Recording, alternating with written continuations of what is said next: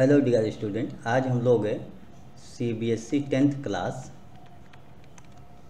Circle में exercise 10.2 के question number 13 complete करेंगे। ये क्वेश्चन हमारा रह गया था, बाकी सभी क्वेश्चन हम लोग लास्ट क्लास में सॉल्व कर लिए थे। तो आइए देखते हैं क्वेश्चन नंबर 13 है क्या। Prove that opposite sides of a quadrilateral circumscribing a circle subtended supplementary angles at the centre of the circle. Question क्या कह रहा है कि एक सर्किल होती है आपके पास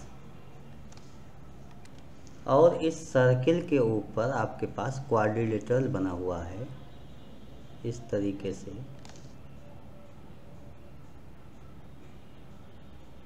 क्वाड्रिलेटरल हम लोग बना लेते हैं। इस तरीके से आपका क्वाड्रिलेटरल बना और इसके नाम हम लोग लिख लेते हैं A B C D। अब हमारे पास सेंटर होता है और सेंटर पर ये सभी एंगल बना रहे हैं। जैसे A से सेंटर को आप O बोल दीजिए, मैं O बोल दे रहा हूँ अभी से। AO ज्वाइन कर लो, OB आप ज्वाइन कर लो, OC ज्वाइन कर दीजिए एंड OD ज्वाइन कर लो। तो है आपके पास क्या, ये बोल रहा है कि एंगल AB से जो एंगल बन रहा है AB साइड से और CD साइड से, इनका एंगल का सम, मतलब ये सप्लीमेंट्री एंगल होते हैं। तो आपको टू प्रूव क्या करना है, to prove angle AOB plus angle COD equal to 180 degree. Similarly आपको दूसरी साइड से भी लिखना होगा और ये है दिस एंगल इस तरीके से। तो आप इसको क्या लिखोगे, एंगल BOC या angle AOD plus angle BOC equal to 180। इस तरीके से आपको ये प्रूव करना है।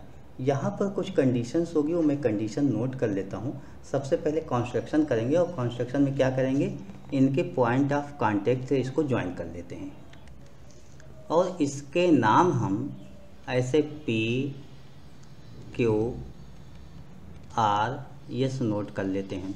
उसके बाद भी यहाँ पर हम क्या देखते हैं, ये जो एंगल गिवन है, जैसे मैं इसको एंगल 1 ले लेता हूँ, angle 2, angle 3, angle 4, angle 5, 6, 7 and 8, हम सभी एंगल नोट कर लेते हैं। किसी एक एक्सटर्नल पॉइंट से जो टेंजेंट बने हैं उस पर हम लोग वर्क करते हैं। देखिए A से हमारे पास दो टेंजेंट होते हैं, एक AP होता है, एक AS होता है।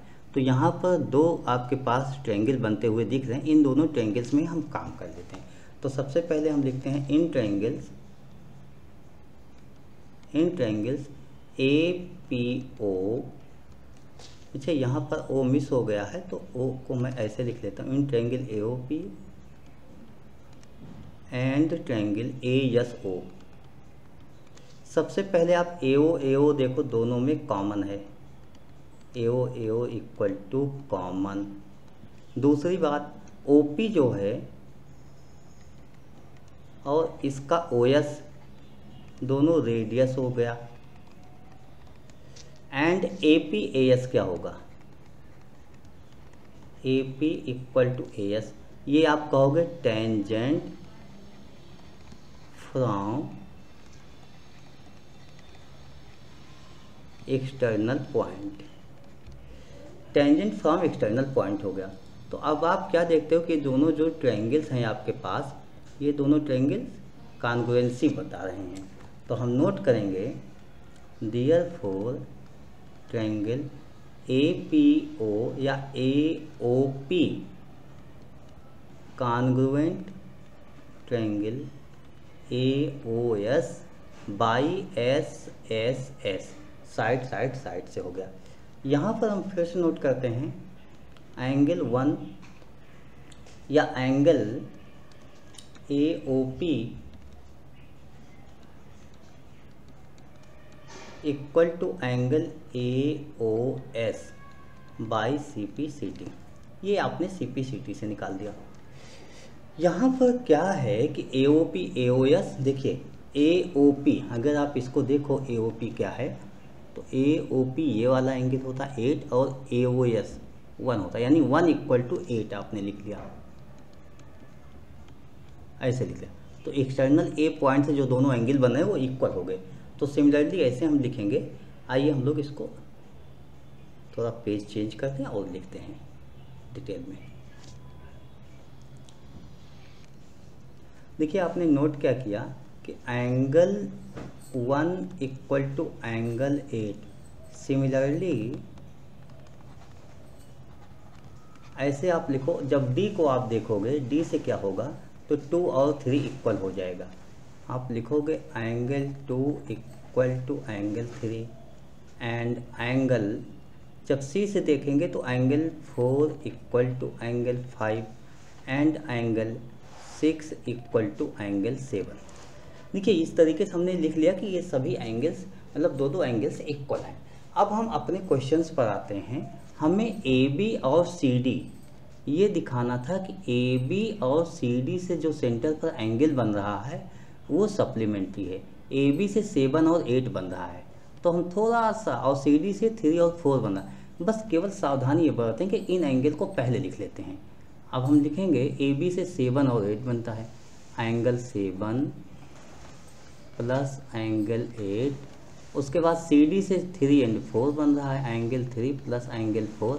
उसके बाद इधर BC से भी जो एंगल बन रहा है और AD से जो एंगल बन रहा है वो नोट कर लेते हैं, angle 1 plus angle 2 plus angle 5 plus angle 6। ये सभी एंगल अगर मिला दिया जाए तो एक पॉइंट पर, अगर एक यहाँ पर पॉइंट है तो इस पर ये एंगल 360 होता है। तो इसी लिए हमने इसको 360 नोट कर लिया, यानी सभी का सम 360 हो गया। अच्छा, हमने थोड़ा सा सावधानी बरतने को आपको कहा था, वो सावधानी आपने बरत लिया। यानी स्टार्टिंग के 4 एंगल हाफ ये छोड़ दो, बाकी सबको इक्वलिटी होल्ड जहाँ कर रही उसको नोट कर लो। जैसे एंगल 7 हो गया, एंगल 8, एंगल 3, एंगल 4। एंगल 1 को क्या लिख सकते हो, देखिए एंगल 1 के प्लेस पर आप 8 लिखोगे, एंगल 2 के प्लेस पर आप देख लीजिए एंगल 3 लिखोगे, एंगल 5 के प्लेस पर देखिए एंगल 4 लिख लोगे, एंगल 6 के प्लेस पर एंगल 7 होगा = 360 हो जाएगा। यहाँ हम अगर 2 टाइम लिख लें तो angle 7 plus angle 8 plus angle 3 plus angle 4 = 360 हो गया। 2 से डिवाइड कर देते हैं, angle 7 plus angle 8 plus angle 3 plus angle 4 = 180। यहाँ क्या देखते हो आप, 7 और 8, ये क्या है 7 और 8, ये देखिए 7 और 8 AOB एंगल बन रहा है। आपने क्या देखा, 7 और 8 एंगल AOB बना रहा है, AOB प्लस 3 4 जो है आपका 3 और 4 एंगल COD बना रहा है, एंगल COD = 180 डिग्री। तो फर्स्ट पार्ट आपका ये प्रूव हो गया। यहीं पर हम थोड़ा सा चेंज करते हैं सेकंड पार्ट के लिए, यहीं से चेंज कर लेते हैं। देखिए 7 के प्लेस पर आप क्या लिखोगे, ये अभी तक जो आपके पास थे इसी में सब एंगल चेंज कर देना, सभी की वैल्यू यहाँ से बदल दो। तो हम लोग चेंज कर लेते हैं।